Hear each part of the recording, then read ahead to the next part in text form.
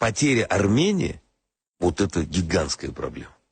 Плевать на международное право, международный порядок. Если нам для нашей национальной безопасности необходимо было начать СВО на территории Украины, почему, исходя из тех же самых соображений,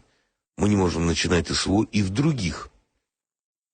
точках нашей зоны влияния? Սալավյովի այս մտքերն իրականում առաջին հայացքից են միայն սպառնալիք եւ ուժի ցուցադրություն։ Իրականում դրանք թուլության ախտանիշ են։ Երբ գլոբալ խաղացող համարվող պետությունը չի կարող պահել իր ազդեցությունը, սկսում է բարձրախոսով դոկտրին վաճառել, սպառնալիքը փաթեթավորելով որպես ռազմավարություն, որպեսզի կարողանա թաքցնել նահանջը։ Եվ այսօր այդ նահանջը այնքան տեսանելի է միաժամանակ մի քանի ուղղություններով՝ Վենեսուելայում, Սիրիայում, Իրանում, շուտով նաև Կուբայի շուրջ զարգացումները կտրուկ նեղացնելու են Մոսկվայի Կարիբյան խաղի դաշտը։ Հենց այս ֆոնին են ազդեցության գոտու մասին բարձրաձայն խոսքերը։ Դրանք ուժ չունեն,